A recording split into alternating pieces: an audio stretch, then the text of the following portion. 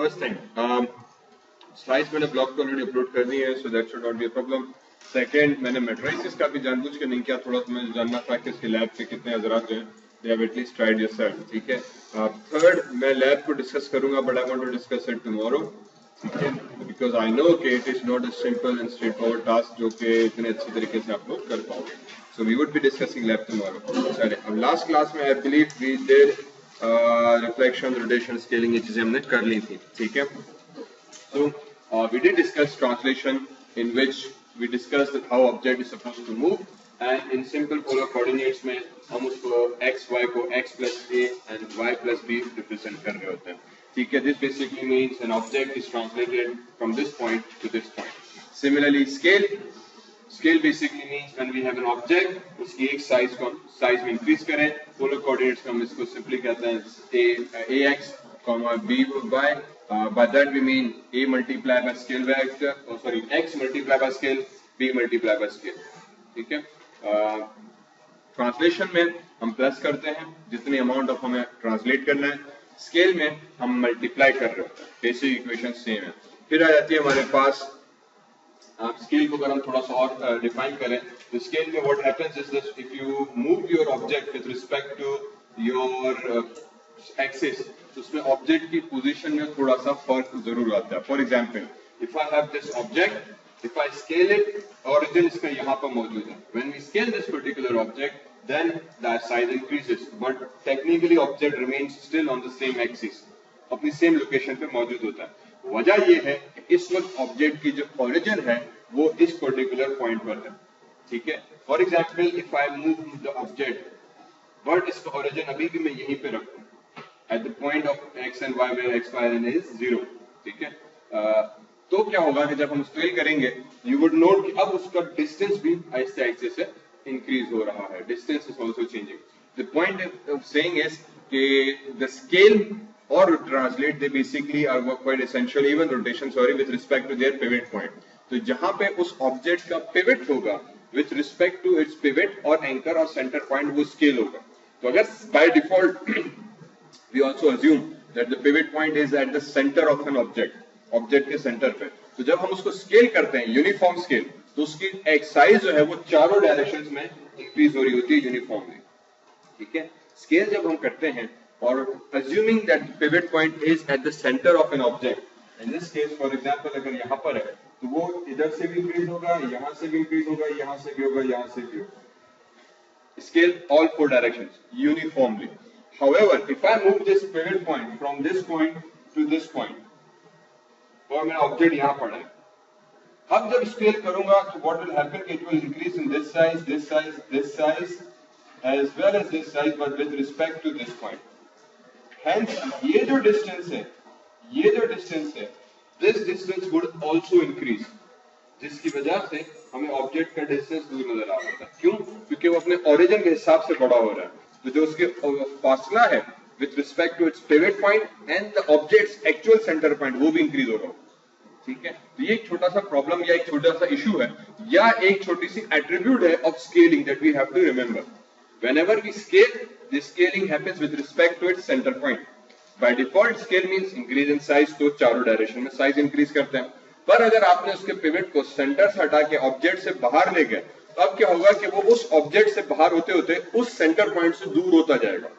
क्यों? क्योंकि वो साइज में बड़ा हो रहा है और वो उसी हिसाब से फैल रहा है, तो जब वो फैलेगा तो अगर उसका सेंटर पॉइंट उसके सेंटर पर नहीं है तो वो उससे दूर होता जाएगा, ठीक है। ये एक नेचुरल फिनोमेना है स्केल के अंदर, क्योंकि हम मल्टीप्लाई कर रहे हैं तो ओरिजिन से जब उसको मल्टीप्लाई हो रहा है तो उसका डिस्टेंस ऑटोमेटिकली इंक्रीज होता जाएगा with respect to its pivot point. तो this is sometimes a problem. अब इसको रिड्यूस करने के लिए हम एक ट्रिक यूज करते हैं कि अगर मुझे ऐसा नहीं करना, समटाइम्स जरूरत पड़ती है, otherwise this is the key property, हमें कभी कभी ये चाहिए भी होता है। That is why we can change the anchor point. So if I am using Photoshop I can change the anchor point, और उसमें मैं इस चीज को मॉडिफाई कर सकता हूं विद रिस्पेक्ट टू सेंटर, वो इंक्रीज डिक्रीज कहां पर हो रहा है। So what we do is sometimes for example object is here, तो मैंने उसको पहले कर दूंगा ट्रांसलेट -1 -1। आई वुड डिटरमाइन कि ऑब्जेक्ट मेरी एक्सिस से कितना दूर है, ठीक है। फॉर एग्जाम्पल इस वक्त ऑब्जेक्ट का जो पिवट पॉइंट है वो यहाँ पर रिजाइड कर रहा है, and I know that if I scale it this object would excuse me I know that when I scale this object size would increase and also the distance from its pivot point, क्योंकि वो जब बड़ा होता जाता है तो फैल रहा है, तो पिवट से भी ऐसे ऐसे से दूर होता जा रहा होता है. ये somehow उसकी नेचुरल मल्टीप्लिकेटिव एट्रीब्यूट है. And in order to reduce that या in order to avoid that हम एक ट्रिक यूज करते हैं. फॉर एग्जाम्पल हम कहते हैं कि यार जब ऑब्जेक्ट आपको पता है कि सेंटर से दूर है, तो सबसे पहले डिटरमाइन करो कि ये ऑब्जेक्ट और उसके पिवट में फासला कितना है. ठीक है, origin minus x2 minus x1, तो हमें डिफरेंस आ जाता है फॉर एग्जाम्पल. ठीक है, हमने पता कि ये ऑब्जेक्ट का है, पिवट का है, x2 माइनस x1 क्या, हमें डिफरेंस आ गया. उतना डिफरेंस हमने ट्रांसलेट माइनस माइनस कर दिया. जितना डिफरेंस आया उसका डिफरेंस हमने माइनस माइनस कर दिया. तो क्या हुआ, ऑब्जेक्ट वापस अपने ओरिजिन पर आ गया, क्योंकि हमने डिफरेंस को वापस जीरो कर दिया. समझो, तो डिफरेंस जीरो हो गया, ऑब्जेक्ट अपनी ओरिजिनल लोकेशन पर आ गया. Once object is at its original location, now do the scaling. अब उसको स्केल कर लो. अब जब सॉरी यहां पर आए, अब उसको स्केल कर लो. ठीक है, now once you do the scale, because object's origin is at its 0 0, object also is 0 0, hence its size would increase, लेकिन उसकी पोजीशन अब अल्टर होती हुई हमें नजर नहीं आएगी. ठीक है, इवन तो ये भी इंक्रीज हो रहा होता है, लेकिन वो क्योंकि इसकी पिवट इधर ही है, तो हेंस उसकी डायरेक्शन को वो दूसरी तरफ खींच रहा होता है. Then again we translate object back to its original position. जितना डिफरेंस हमने पहले निकाला था, वही डिफरेंस फिर हमने यहाँ पे प्लस प्लस कर दिया. कि पहले माइनस करके उसको ओरिजिनल पे लिया, फिर स्केल किया, फिर इसको प्लस करके जगह पे लिया. तो क्या होता है कि जो ओरिजिनल डिस्टेंस है वो उतना ही मेंटेन रह रहा होता है जो कि यहाँ पे था. ऑब्जेक्ट की साइज बड़ी रहती है. अगर ऐसा नहीं करेंगे तो what would happen, that objects size as well as location would also be altered. So sometimes we don't need to alter the location of an object. We just need to alter the size, and we want object to remain at its own place. ठीक है, अब ये उस situation में है again जब उसका pivot point उसके सेंटर पर नहीं, सेंटर से दूर है. तो ये छोटे से इश्यूज, अगेन इस तरह से बहुत सारी ट्रिक्स होती हैं which we will not going into detail. ठीक है, अभी इस तरह के और बहुत सारे इश्यूज आ रहे होते हैं स्केल में, ट्रांसलेट में. तो ये एक आधा इशू सिर्फ हमने डिस्कस किया, बाकी मैंने बहुत सारे स्किप किए क्योंकि टाइम इतना नहीं कि मैं सब डिस्कस करूं. ठीक है, तो ये समटाइम्स हम एक ट्रिक यूज कर रहे होते हैं. उसके बाद आ जाते हैं reflection. Reflection again we have talked about in previous class. Reflection basically is an object reflected on its opposite axis. Technically we achieve that by a negative scale. Technically we say reflection is an attribute of transformation that we achieve by a negative scale or flipping this axis, scale axis. ठीक है, so object यहाँ पर है, उसके scale को -1 किया तो वो फ्लिप होकर नेक्स्ट एक्सिस में चला गया. ऑब्जेक्ट यहाँ पर है, उसकी y को फ्लिप किया, y नेगेटिव यहाँ पे चला गया. ठीक है, इसके ऊपर भी हमने तफसीलन लास्ट क्लास में बात की थी. So let me just go further. Now we have rotation. ठीक है, this is what was remaining. Now rotation is basically simply change in angle, change in orientation. Okay, change in rotating degrees. एक object है, you are changing its rotation degrees, you are changing its angle, और you are changing its orientation. Orientation is also a word we use in graphics, not so commonly used, but orientation generally means कि object की orientation क्या है, उसकी location in terms of rotation क्या है. तो ये position हम कहते हैं x y z के हिसाब से. Excuse me, position हम कहते हैं x y z के हिसाब से. क्या position है? Orientation का मतलब ये है कि उसकी rotation कैसी है, वो सीधा है या उसी जगह पे उल्टा खड़ा है या आड़ा है, तिरछा खड़ा है. ठीक है, तो orientation इसको हम कह रहे होते हैं. तो orientation से again simply means rotation उसकी कितनी है, कि वो किस एक्सिस में रोटेट कर रहा है या उसका एंगल क्या है हमारे पास. So we change that by using a simple sine and cosine functions such as we say rotation theta is equivalent to x of y, then we say x of cos theta plus y sin theta, ये x axis में इसकी rotation देगा, comma minus x sin theta plus y cos theta, ये y axis में इसकी हमें rotation देगा. ठीक है, we say we have an object, we rotate it 90 degrees, hence we achieve this figure. We say we have an object, हमने इसको rotate किया 90 degrees में, we get this particular one. So we have an object with respect to its pivot, हमने इसको rotate करा 90, या with respect to its pivot हम rotate करा 90. Again, here the pivot point is at this particular point. Right? These are basically points of rotation. So rotation also does matter with respect to the pivot point. Okay? Wherever there is a pivot, with respect to that pivot, हम उसके orientation को, उसकी rotation को calculate कर रहे होते हैं. So for example, if my object is this, pivot point is at its center, तो जब इसको मैं rotate करूंगा, तो ये अपने center के इर्द गिर्द rotate करेगा. ठीक है, ये नॉर्मल हमारे पास rotation. Then for example if I move its pivot at its border, अब ये अपने हिंज जॉइंट की तरह से जैसे दरवाजे काम करते हैं, अब ये अपने बॉर्डर के हिसाब से रोटेट कर रहा होगा, ठीक है। सो रोटेशन के अंदर भी पिवट पॉइंट का बड़ा इंपॉर्टेंट एस्पेक्ट है, that where your pivot is with respect to your pivot your object will be rotated, ठीक है। Then we come to how can we rotate an object without moving its origin lower left corner.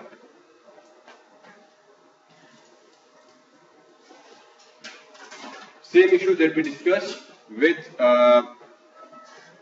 scaling, that if I have to object is here, लेकिन मैं चाह रहा हूं कि वो rotate अपने सेंटर पर ही हो, यहीं पर ही हो, उसकी एंगल चेंज हमारे पास ना हो। इन अदर वर्ड्स मैं चाह रहा हूं कि इसका जो पिवट पॉइंट है रोटेट होने के बाद भी ये कोना यहीं पर ही रहे, ये कोना यहीं पर ही रहे, मतलब ये इधर ही इसी के गिर्द रोटेट करे। अगर चाहे पिवट पॉइंट है तो मैं सिंपली क्या करूंगा, या तो इस पिवट को इधर मूव कर दो, ओके, वंस, क्योंकि वो अपने पिवट के इर्द गिर्द रोटेट कर रहा है।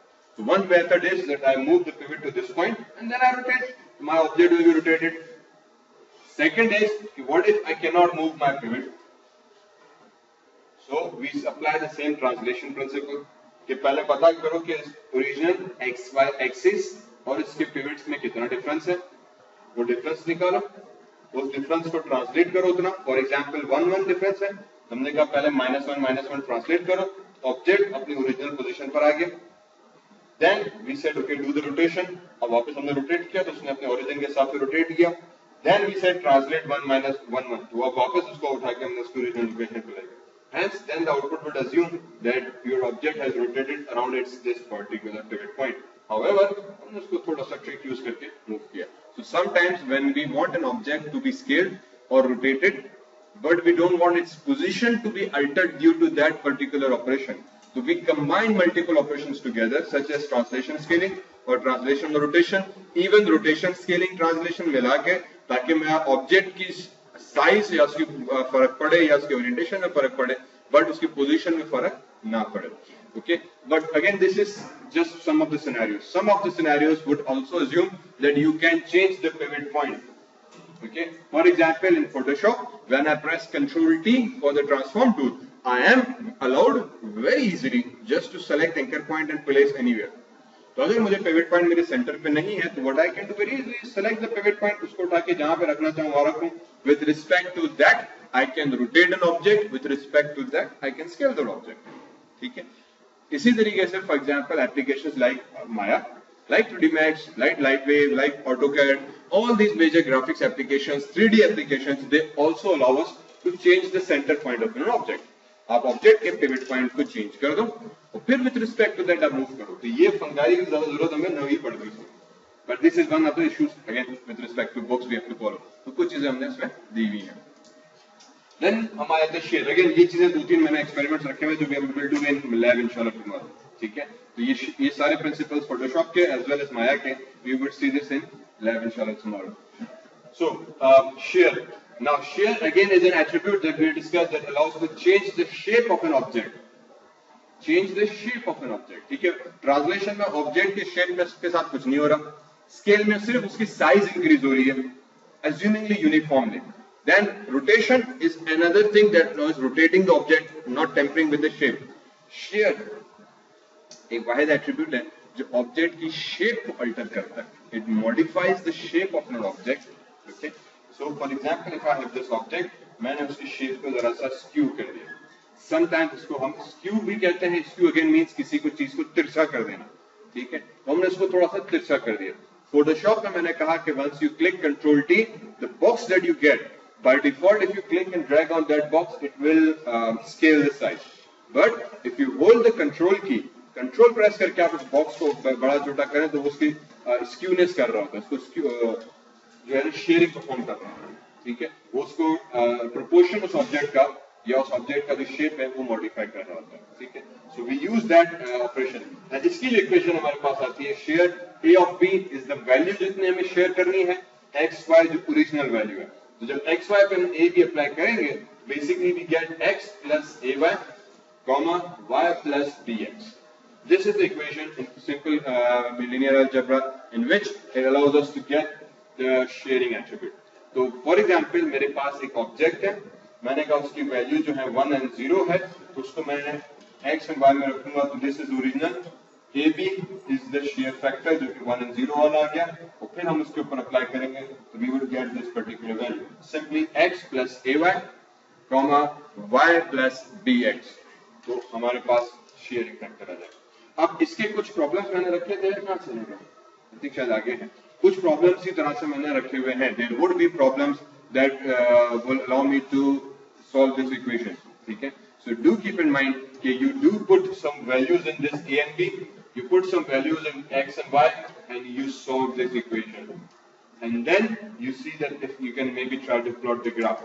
ये मैं अभी भी बता रहा हूँ, प्लीज इसको मैंने आई थिंक कल लैब में भी मैं दोबारा रिट्रीट कर दूंगा, दैट प्रॉब्लम जरूर करना। अभी मेरे पास इतना अगेन क्लासेस या तो थर्सडे वाली सॉरी है, थर्सडे को मैं इसके प्रॉब्लम्स करवाऊंगा लैब में, तो थर्सडे को भी क्लास होगी, do keep this thing in mind. So there would be problems. There are problems for translation, rotation, scaling, shear, reflection. ये चार बड़े आसान से सवाल है, चार बड़े इजी प्रॉब्लम्स हैं जो कि एग्जाम में आ सकते हैं। ठीक, चारों में से कोई एक या चारों, मेरी दिल करे दोनों को मैं मिला के भी दे सकता हूँ कि ट्रांसलेट करो फिर रोटेट करो, so depending on that what you want to do.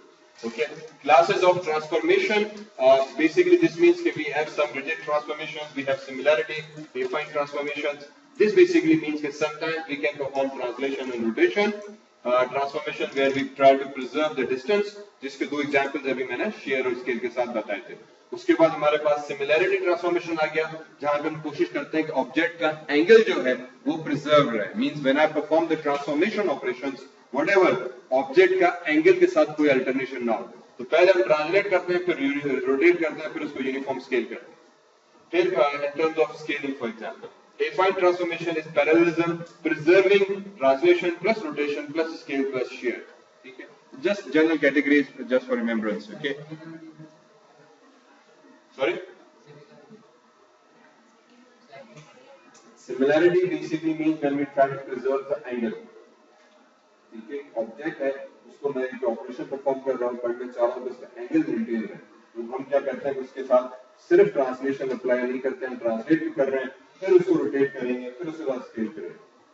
ठीक है, तो ये तीन ऑपरेशंस मिला के हम उसके ऊपर, फॉर एग्जांपल अगर मैं उसको स्केल कर रहा हूँ और उसका एंगल चेंज हो रहा है, तो I try to mix and match. In other words, these are three type of transformations, and I believe there are one or two others that I have studied that you can mix and match to preserve the shape, to preserve the angle, to preserve the overall appearance and what we call proportion of an object.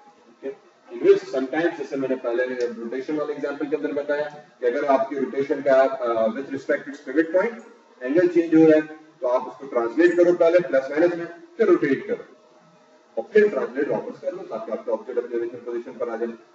Sometime हमें उसको translate भी करना पड़ता है, rotate भी करना पड़ता है, और उसके बाद स्केल इसको करना पड़ता है पर यूनिफॉर्म स्केल, ताकि आपका पहले ऑब्जेक्ट मूव हो फिर रोटेट हो जाए, अब साइज बड़ी हो तो उसका शेप जो है उस हिसाब से मैच होता है, इसको हम कहते हैं similarity transformation. Affine transformation, parallelism, preserve, अगर दो तीन ऑप्शंस परफॉर्म करने हैं, ऑब्जेक्ट को बिल्कुल अपनी सेम जगह पे रखना है, तो पैरेलली हम इसको मूव करने के लिए ट्रांसलेशन, रोटेशन, स्केलिंग, शेयर, ये सारे ऑपरेशन परफॉर्म करते हैं। ठीक है, सिंपली समझने की बात यह है कि जरूरी नहीं कि ये सारे ऑपरेशंस इंडिविजुअली हैं। ठीक है, कि ट्रांसलेशन अलग है, रोटेशन अलग है, स्केल अलग है, शेयर अलग है। समटाइम्स हमें ये तीनों चारों चीजें इकट्ठा करनी पड़ जाती हैं ताकि हम ऑब्जेक्ट को अपनी मर्जी के हिसाब से मूव कर सकें। तो पहले हम उसको ट्रांसलेट करते हैं, फिर रोटेट करते हैं, या पहले रोटेट करके फिर ट्रांसलेट करते हैं, फिर स्केल करते हैं, या स्केल करके फिर शेयर करके फिर रोटेट करके फिर ट्रांसलेट करते हैं। तो we can mix and match to achieve the desired object at a desired position. फिर आते हैं मैट्रिक्स नोटेशन पे। ये चीज भी मैंने ब्रीफली लास्ट क्लास में डिस्कस की थी, let me very quickly go through this again. Let's treat a point xy as 2 by 2 matrix. Column vector x and y इस तरह से रिप्रेजेंट होता है। We all know that what happens when this vector is multiplied by 2 by 2 matrix. So for example, if I have 2 by 2 matrix A, B, C, G, और मेरे पास 2 column vector है, 2 row vector है, sorry 2 row matrix है x and y.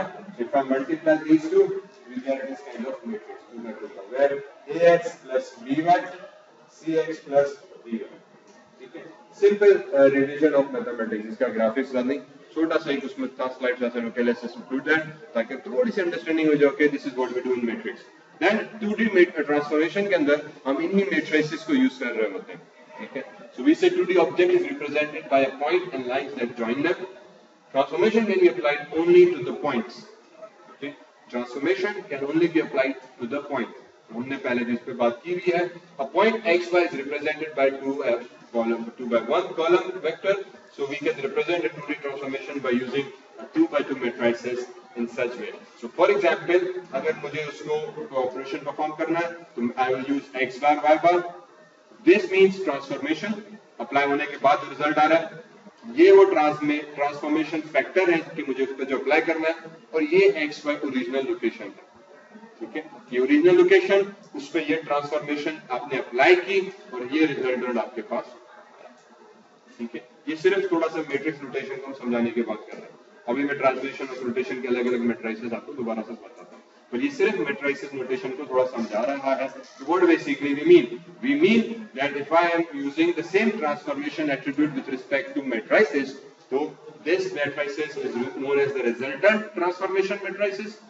This matrices is known as the transformation values that actually are supposed to be implied on your object or on your point, and this is the actual location or the original location of your xyz points, ठीक है। तो original location कितना distance transform करना है और final result आ गया। ये इन other words simply हमारे पास ट्रांसफॉर्मेशन रिप्रेजेंटेशन हो रही थी। तो ट्रांसलेशन को इसी को उठाते हैं। ट्रांसलेशन को उठाया तो हमने कहा कि to translate a point with coordinate x1 y1 to a new location using the dx and dy, following equation can be used, ठीक है। अब यहाँ पे dx dy, अगेन ये भी प्रीवियस क्लास में मैंने बताया था, some books uses dx and dy, however some books uses dx dy, ठीक है। So basically this means the same thing. The book that I'm using of computer graphics, multimedia and animation, basically it uses dx dy, so that is why I'm following the same book language. But in sometimes if you read dx dy भी use हो सकता है, simply ab भी sometimes use हो रहा होता है, delta x delta y भी यूज हो रहा था, बट डिपेंडिंग ऑन दैट, ठीक है। तो हमने कहा कि अब x2 is equal to x1 plus dx and y2 is equal to y1 plus dx, ये चीज भी हमने इक्वेशन लास्ट टाइम की थी। This basically means x1 current location plus dx जो आपको ट्रांसलेटेड वैल्यू है। तो करंट लोकेशन में कितना आपने आगे मूव करना है, hence you get the new destination, ठीक है। dx x1 current location plus किया कि यार मुझे 10 कदम आगे चलना है, तो मैं 10 कदम आगे चल रहा, अब मुझे बताओ कि नई लोकेशन क्या होगी, तो previous location plus 10 steps I get a new location, ठीक है। इस चीज को मैं मैट्रिक्स फॉर्म में रखने बैठा, तो वी से here x2 and y2 is the new coordinate of the point. The whole equation can be represented in matrix notation as follows: x2 y2 equals dx dy plus x1 y1। In matrix notation में इसी चीज को जो हमने previous पढ़ा था हम इस तरीके से रिप्रेजेंट करते हैं। हमने कहा कि this matrix notation can also be put as a vector addition in which we say v1 v2 plus t plus v1। In other words ये मेरे पास जनरलाइज ट्रांसलेशन की इक्वेशन आ गई, जिसमें vector 2 is equals to t plus v1। So हम कह रहे हैं कि वेक्टर 2 जो है डेस्टिनेशन है, जिसको हम रिप्रेजेंट कर रहे हैं x2 y2 से, t is the translated value जिसको हम रिप्रेजेंट कर रहे हैं dx dy से, और v1 जो है वो हमारे पास ओरिजिनल वैल्यू है जिसको हम रिप्रेजेंट कर रहे हैं x1 y1 से, ठीक है। तो इन अदर वर्ड्स ट्रांसलेशन को रिप्रेजेंट करने के हमारे पास मुख्तलिफ तरीके हैं। इन अदर वर्ड्स ट्रांसलेशन को कैलकुलेट करने के हमारे पास मुख्तलिफ तरीके हैं। This being 1, this being for example 2, this being 3, all three basically do the same thing, all three basically mean the same thing, it depends how you are going to apply it, ठीक है। simple translation। अब मैंने जो आपको task दिया था that you have to apply this matrices in MATLAB, so all you have to do in terms of the lab, just try to search how do we apply matrices in MATLAB, you would get tons of results। Just take the example, वो पूरा code उठा के execute करने की कोशिश ना करो, सिर्फ उस कोड को थोड़ा पढ़ोगे तो यू वुड अंडरस्टैंड कि अच्छा यार मैट्रिसेस को हम किस तरीके से एग्जीक्यूट कर रहे हो। तो हमारे पास जो ट्रांसलेशन का मैट्रिसेस है वो ये है, we have to apply this matrices on translation, ठीक है। and you would get the value. How do we get apply? ये अब मुझे करना क्या होगा basically? So for example, I have this simple problem. I can say that consider a polygon with the following vertex translated in 5 by 7, in which we have vertex 1, we have vertex 2, we have vertex 3, and we have vertex 4. Basically, this means that we have an object xy के अंदर, for example, in this shape, ये vertex 1 हुई, ये vertex 2, ये vertex 3, ये vertex 4. ठीक है, 4 vertex आ गए मेरे पास. मैंने कहा ठीक, इस पे करना क्या है? Basically you have to apply translation. कितनी ट्रांसलेशन? वो हमने यहाँ पे दी है 5 7. सो दिस बेसिकली मींस कि दिस 5 7 इज इक्वल टू t, और I can say t is equal to 5,7 means that I have to say v1 bar is equal to v1 plus t, v2 bar is equal to v2 plus t, v3 bar is equal to v3 plus t, v4 bar is equal to v4 plus t. In other words, v1 मेरे पास था 5,6, so I would say 5 plus 5, 6 plus 7 is equals to 10, हमारे पास हो जाएगा 12. इधर से 6 plus 7. ठीक है, ये वर्टेक्स 1 का x, ये tx, ये 5 ही लिखा है. इधर ये हमारे पास x, ये y, ये y plus this is T1. This will be 13,000. तो hence vertex 1 की जो लोकेशन थी so 10 by 13 हो गई. इसी तरीके से I would say okay 10, 6, oh sorry 10 plus 5, 6 plus 7. इसी तरीके से I would say 7 plus 5, 12 plus 7. इसी तरीके से I would say 14 plus 5, next step of 15 plus 7.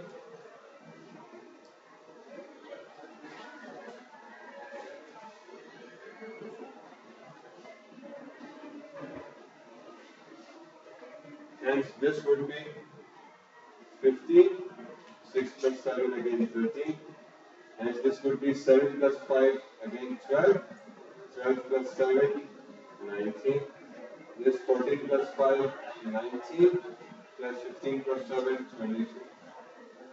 Hence मेरे पास जो न्यू लोकेशन ऑफ चारों वर्टेक्स की आ गई वो चीजें आ गई.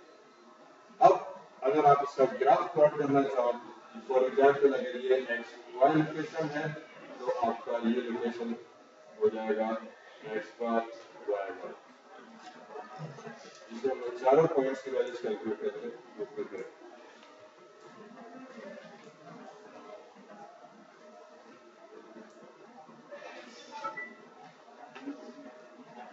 ठीक है, चलो इसको समझ में आई बात?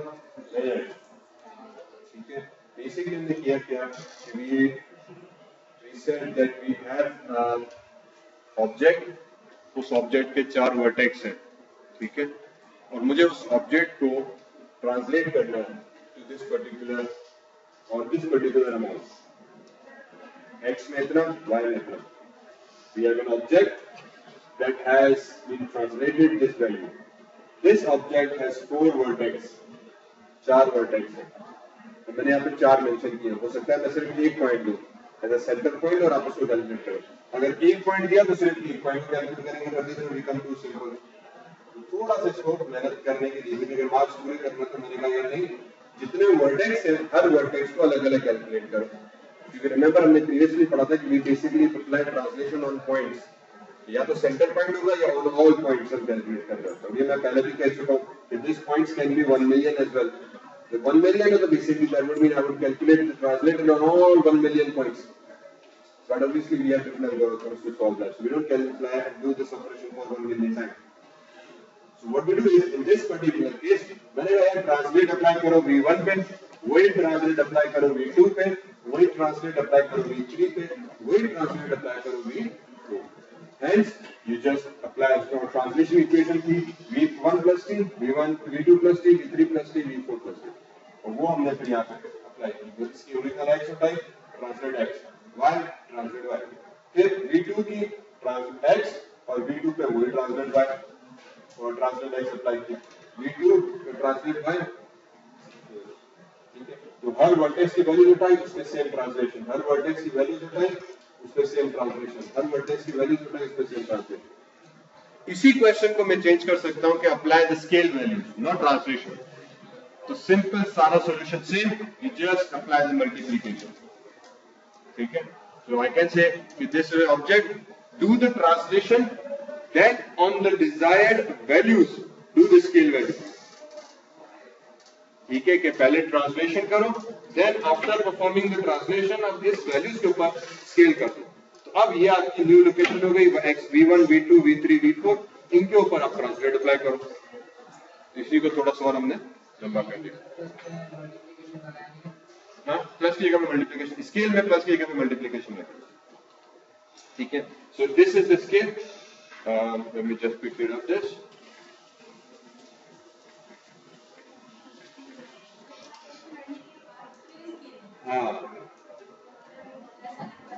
अगर मैं for example in exam, if I because I have to justify the number of marks, अभी ये for example 5 marks का है, तो अगर मैं 10 marks का क्वेश्चन दे रहा हूँ, तो I want to be able कि यार उसकी इतनी वर्थ तो है कि एक लाइन में 10 marks का क्वेश्चन नहीं होना चाहिए, for example.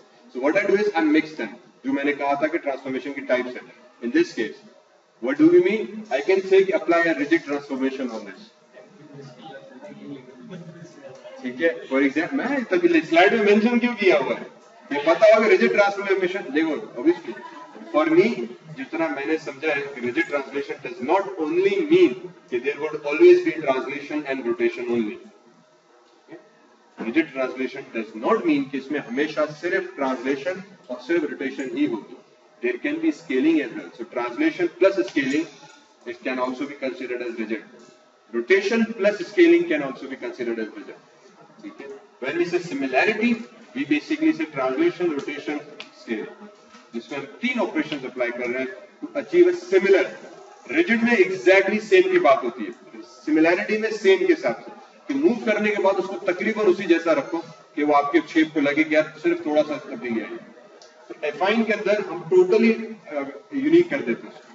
इसमें 4 ऑपरेशंस आए थे. Sequence can also be different. Do not think यार इसकी यही सीक्वेंस रहेगी. These are just type of operations. यार हम 2-3 स्टेप मिला जुला के क्या कर रहे हैं. आई कैन गिव यू क्या परफॉर्म रिजिड, जिसमें obviously I would try to mention, अगर याद रहा कि भाई इसमें ट्रांसलेट या स्केल बता दो अगर आपको. ठीक है. तो आई वुड मेंशन दैट क्योंकि perform a translation and on the resultant perform the scale. ठीक है. तो दैट वुड मीन कि first you need to solve this problem और फिर उसके रिजल्टेंट आएगा इसका, उसके ऊपर आप स्केल परफॉर्म करो. ठीक है. क्योंकि वैसे बड़ा सिंपल सा होता है. और अगर मैं एक पॉइंट दी, यहाँ तो चलो फिर भी 4 वर्टेक्स है, तो आई can give you only 1 point कि ये 1 पॉइंट ऑफ दिस ऑब्जेक्ट, पहले इसको ट्रांसलेट करो, फिर इसको स्केल करो, फिर इसको रोटेट करो. ठीक है. 10 मार्क्स का question is standard thing. So do keep this thing in mind. चलें फिर आते हैं स्केल के ऊपर. स्केल के ऊपर हमने ऑलरेडी इसी तरह पे बात की हुई है. The size of an object can be changed by scaling transformation. Objects can be scaled either in x and y. हमने इसकी इक्वेशन भी लास्ट टाइम डिस्कस की थी कि we have x2 plus s of x and x1. y2 is equal to x of y plus y1. Means y1 or x1 is the original location. s of x and s of y is the scaled value. कितना आप उसमें scale करना चाह रहे हो, और x2 and y2 is the resultant value. ठीक है. तो ये स्केलिंग हो गई. इसी चीज को हमने मैट्रिक्स नोटेशन में रखा. This is what we get. x2 y2 s of x s of y multiplied by x1 y1. इसी चीज को हमने वेक्टर फॉर्म में रखा. तो v2 is equal to translate for general t for transformation. ठीक है. t for transformation, t is not for translation, sorry. t is for transformation, capital T है. अगर हम ट्रांसलेट को रिप्रेजेंट कर रहे हैं तो usually we use the small t. तो T capital T for transformation plus vector. So this is vector notation. इसी को अगर मैंने इसमें रखा हमारे मैट्रिक्स में तो we get this particular. ठीक है, तो यही चीज ऑपरेशन हुई सिर्फ मल्टीप्लिकेशन. उसके बाद ये चीज हमने लास्ट टाइम डिस्कस की थी that scale के अंदर remember if the scale value is 1 object remains of the same size. If we increase this scale factor object size increases.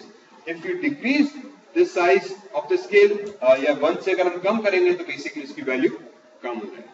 पर अगर 0 तक 0 के बाद उसमें बेसिकली रिफ्लेक्शन हो जाती है. 0 किया तो basically object is no more, object delete नहीं हुआ, सिर्फ उसकी साइज 0 हो गई.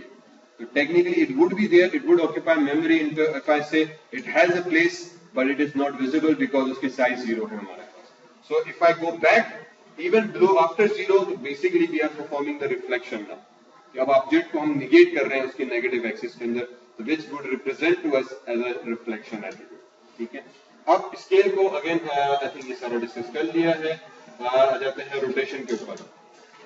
ठीक है, रोटेशन या ये इसको यहाँ तक कंप्लीट करें.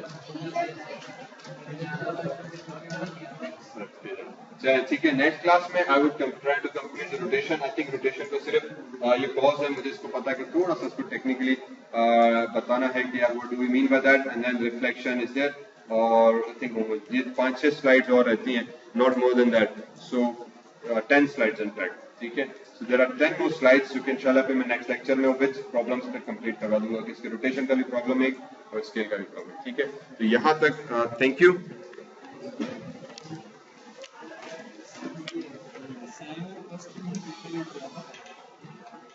मैं आपको पहले दिन से कह रहा हूँ कि बेटा make sure you do bring your calculators in.